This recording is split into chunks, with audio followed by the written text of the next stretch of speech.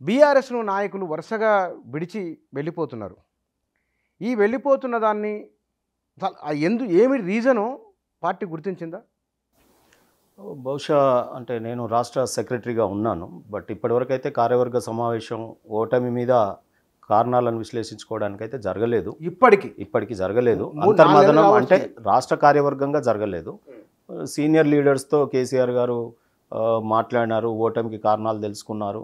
అది ఎమ్మెల్యేల వారి వ్యవహార శైలిపైన మనం ఓటమి చెందాం, కానీ పార్టీ ఎక్కడ మనము ఏమీ చేయలేదు. సో కారణం అంటూ అయితే మనం మళ్ళీ టికెట్లు వాళ్ళకి ఇవ్వడం వల్ల ఓడిపోయినాం అనే విశ్లేషణలు బయటకు వచ్చినాయి, పేపర్ల ద్వారా చూసాం తప్ప మరి అక్కడ ఏం జరిగిందో అయితే నాకు తెలియదు. బీఆర్ఎస్ వాళ్ళకి అంచనా ఉన్నదా ఇట్లా ఓడిపోతాము, ఇట్లా జరుగుతుందని?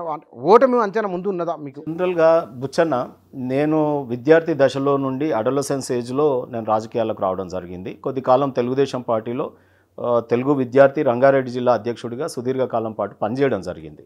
రాష్ట్ర కన్వీనర్గా కూడా కొంతకాలం పనిచేయడం జరిగింది. అప్పట్లో తెలుగుదేశం పార్టీ గండిపేట తెలుగు విజయంలో మాకు శిక్షణా శిబిరాలు ఉండేది. ఇటువంటి ఓటమిలు కానీ గెలుపులు కానీ అంతర్మదనాలు కానీ అక్కడ 3 రోజులు 4 రోజులు కూడా మంచి యంగ్ టర్క్ విద్యార్థులు, చదువుకున్న యువత, అప్పుడు ఎమ్మెల్యేలు కూడా అంతా చదువుకున్న యువకులకే ఎన్టీ రామారావు గారు ఆ పార్టీని నమ్ముకొని వచ్చిన వాళ్ళకి కొత్త తరాన్ని నాయకత్వాన్ని ఈ రాష్ట్రానికి అంటే ఉమ్మడి ఆంధ్రప్రదేశ్లో నుండి అందిస్తే అది దేశవ్యాప్తంగా స్పీకర్ల దాకా పోయినారు, అంత కొత్త వాళ్ళనే. సో ఆ రకంగా ఒక ఇండస్ట్రీ లాగా ఉండేది తెలుగుదేశం పార్టీ. అయితే ఇక్కడ ఏంటంటే మనకు కొంత మేరకు తెలంగాణ ఉద్యమ కాలంలో అనేక ఆలోచనలు, కొంత మేరకు తర్కం ఇవన్నీ జరిగినాయి. కేసీఆర్ గారు కూడా ఎంతో మేధమదనం చేసి ఆ ఉద్యమాలు ఎట్లా ఉండాలనేది వారు తీర్చిదిద్దుకొని అంటిల్ తెలంగాణ రాష్ట్రం సాధించే వరకు పార్టీ నేను అనుకుంటాను అంచెలంచెలుగా అభివృద్ధి చెందుతూ ఒక మంచి ట్రాక్లో తెలంగాణ రాష్ట్ర సాధన ఎట్లా సాధ్యమో, ఏ రకమైన ఉద్యమాలు చేసే సాధనలో అంతవరకు చాలా బాగా మరి సక్సెస్ తీసుకురాగలి. పరిపాలన తర్వాత మొదటి 5 సంవత్సరాలు మేము ఏమనుకున్నామంటే, మా నాయకుడు పరిపాలనలో బిజీ ఉన్నాడు, 5 ఏళ్ళు మన తెలంగాణని తీర్చిదిద్దాలి, ఇది ఛిద్రమైన తెలంగాణ, ఎన్నో మరి కష్ట నష్టాలు ఉంటాయి, రాజకీయ పరంగా కూడా వారు తీసుకునే ప్రతి నిర్ణయం కూడా ఏదో రాజకీయం అందులో ఉంటుంది. కేసీఆర్ గారు నిర్ణయం తీసుకుంటే మేము ఒక నమ్మకం అన్నట్టు, గుడ్డి విశ్వాసం, అంటే ఏ నిర్ణయం తీసుకున్నా అది పార్టీ భవిష్యత్తే కాదు, ఈ రాష్ట్ర భవిష్యత్తుని మేము మిళితం చేసి ఆలోచించేవాళ్ళం. మేము కంప్లీట్ పార్టీ మనుషులం కాదు. తెలంగాణ రాష్ట్ర సాధనలో డే 1 నుంచి మీకు తెలుసు, నేను ఒక పునాది రాయిని, తెలంగాణ రాష్ట్ర సమితికి పునాది రాయి ఈ తాడూరు శ్రీనివాస్. అదే కాదు, తెలంగాణ రాష్ట్ర సమితి యొక్క తెలంగాణ భవన్ నిర్మాణంలో కూడా ఆ పునాది రాళ్లను మోసిన వాళ్ళం మేము. సో ఆ రకంగా దోమలు గడిచేటప్పుడు ఇది గడిచేటప్పుడు అక్కడ మేము ఉండేవాళ్ళం. సో డే 1 2001 నుంచి పనిచేసినటువంటి నాయకులకి ఏంటంటే కేసీఆర్ గారి నాయకత్వం పట్ల మాకు విశ్వాసం లేని వాళ్ళంతా, ఈ దొంగలంతా తెలంగాణ రాష్ట్రం ఏర్పడ్డాక అధికారం వచ్చిన తర్వాత అనేక మంది ఇలా రావడం, ఎమ్మెల్యేలు అయిపోవడం, ఎంపీలు అయిపోవడం, మంత్రులు అయిపోవడం, ఆ మంత్రుల దగ్గరికి నేను పోవడం. నాదైతే ఇంకా విచిత్ర పరిస్థితి, మీడియాలో ఎవరెవరితోనైతే పక్కకు కొట్లాడినో, ఓడు దొరాన్ తిట్టే, ఓడు తెలంగాణకు ఇదని తిట్టే, ఒకడు అదని తిట్టే, అవన్నీ తిట్లు పడి అసలు చేతులు లేకుండా చేతులు కొట్టుకున్నోళ్ళు. సో ఆ రకంగా అందరూ కూడా ఎమ్మెల్యేలు అయిపోవడం, ఎంపీలు అయిపోవడం, మంత్రి అయిపోవడం, మేము పళ్ళకాల దగ్గరికి పోయినప్పుడు వాళ్ళు మమ్మల్ని చీదరించుకోవడం, ఇవన్నీ కూడా భరించినాం.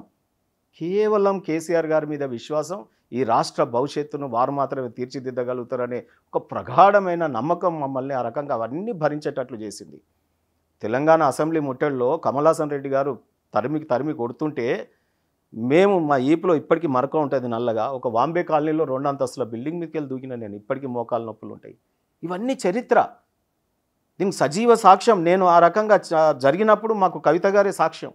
కేటీఆర్ గారితో మండు టెండలో మౌలాలి రైలు పట్టాల మీద మేము కూర్చున్నాం మండు టెండలో. ఆ రోజు అక్కడున్న మీడియాకంతా నేను ఇడ్లీలో వడాలో ఇంట్లో ఏవో చేసుకొని తీసుకొచ్చి పెట్టడం, యూనివర్సిటీ ఉద్యమాలు జరుగుతుంటే అక్కడ పులిగోర ప్యాకెట్లు ఇసిరేయడం విద్యార్థులకి, పక్కనే ఉప్పల్ నియోజకవర్గం నాది కాబట్టి ఎన్ని చేసినామంటే అన్ని అందరం అండి. ఇది నేను వ్యక్తిగతం చెప్పడం కాదు, అంటే నా పాత్రని మీరు తెలంగాణ ఉద్యమకారుల రూపంలో చూసుకోవాలి. ఇది నేను కాదు, మనము తెలంగాణ రాష్ట్ర ప్రజలందరం తలా ఉడతా భక్తిలాగా ఈ రాష్ట్ర ఉద్యమానికి చేసినారు. ఆ కాలంలో మీరు చూసినట్టయితే ఇంకా ఒకరోజు కేటీఆర్ గారిని నన్ను అరెస్ట్ చేసి ఒక గంట సేపట్లో వదిలేస్తామని చెప్పి గోల్కొండ కోట కింద ఒక పోలీస్ స్టేషన్లో పెట్టారు. ఇక మధ్యాహ్నం పోయింది, సాయంత్రం పోయింది, రాత్రి పోయింది. కేటీఆర్ గారు అంటుండే, సీనన్న తెలుసుకోయి నువ్వు లాయర్గా అంటే పోలీసు వాళ్ళతో మాట్లాడితే ఇప్పుడే వదిలేస్తామంటారు, వదిలేరు. ఆ రోజు గోల్కొండ కోట చూసి మేము అనుకునేది ఇక్కడికి వెళ్ళి రాజ్య పరిపాలన జరిగింది తెలంగాణలో, ఆ రోజులు ఎట్లుండనో అని. దాన్ని మళ్ళీ కేసీఆర్ గారు జెండా ఎగిరేసినప్పుడు, నేను అక్కడ ఆ జెండా ఎగిరేసేటప్పుడు కూర్చున్నప్పుడు మా అనుభూతి అసలు మామూలు స్థాయిలో లేదండి. అది మాకుంటుంది, కానీ ఉద్యమం జరిగేటప్పుడు ద్రోహులు ఎవరైతే ఉన్నారో ఆ అనుభూతి ఉంటుందా?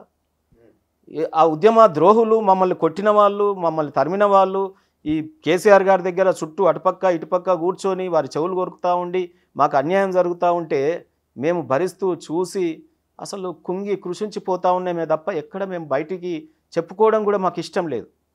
అంటే కేసీఆర్ గారిని కానీ, తెలంగాణ రాష్ట్ర సమితిని కానీ, ఈ రాష్ట్రాన్ని కానీ ఒక చిన్న ఏదన్నా ఇది గరిచిన మేము దాన్ని భరించే వాళ్ళం కాదు.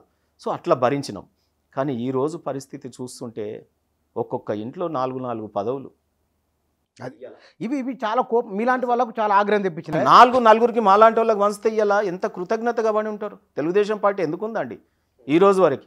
ఆ రోజు కొత్తగా జీవితంలో ఒక కొత్తగా ఇప్పటి వరకు మా తాతలు అయ్యాలు ఎమ్మెల్యేలు కాలేదు, నేను అయినా అనుకోండి, నాకు ఎంత కృతజ్ఞతా భావం ఉంటుంది. సో అటువంటిది ఇక్కడ నిర్మాణం ఎక్కడో లోపభూయిష్టంగా జరిగింది. అంటే తన ఓన్ సైన్యాన్ని తాను నిర్మించుకొని ఈ తెలంగాణ రాష్ట్ర సమితిని ఒక ధీటైనటువంటి ఈ దేశ రాజకీయాలలో ఒక పార్టీగా నిర్మాణం జరగలే. రెడీమేడ్గా బయటి పార్టీలలో ఆల్రెడీ ఎలివేటెడ్ వాళ్ళని తీసుకొని ఈ పార్టీ నిర్మాణం చేసి దేశవ్యాప్తంగా యుద్ధానికి బయలుదేరేసరికి అన్ని శక్తులు కూడగట్టుకొని ఇప్పుడు కేసీఆర్ గారి మీద దాడి మొదలుపెట్టింది. ఈ అసలు టైంలో ఈ ద్రోహులందరూ వెళ్ళిపోవడం జరుగుతూ ఉంది. నిజంగా కూడా నేను ఏమంటానంటే ఇవాళ కాంగ్రెస్ పార్టీ లేదా ఇతర పార్టీలు సంబరపడతా ఉన్నాయి, కానీ ఆనాడు తెలంగాణ రాష్ట్ర ఉద్యమంలో వీళ్ళు ద్రోహులే. ఈరోజు తెలంగాణ రాష్ట్ర సమితి ఇబ్బందులలో ఉన్నప్పుడు ఏదైతే వెళ్తున్నారో వీళ్ళ భావజాలం కానీ, ఈ నెగిటివ్ థాట్స్ కానీ, లేకపోతే వెన్నుపోటు దారులు అనొచ్చు, ఇంకేదన్నా అనొచ్చు, వీళ్ళందరూ అపార్చునిటీస్, అవకాశవాదులు. అందులో పదవుల కోసం పోవడమే. మళ్ళీ అందులోకి పోతే ప్రభుత్వం ఉంది, కాంగ్రెస్ ప్రభుత్వం, మళ్ళీ ఇమీడియట్ టికెట్లు వస్తాయి, ఇమీడియట్ మంత్రులు అవుతాం, ఇమీడియట్ ఏదో అవుతామని వెళ్తున్న వారే. వీళ్ళని తీసుకొని మేము పెరుగుతున్నాం అనుకుంటే కాంగ్రెస్ పార్టీ కూడా రేపు పప్పులో కాలేస్తున్నట్టే.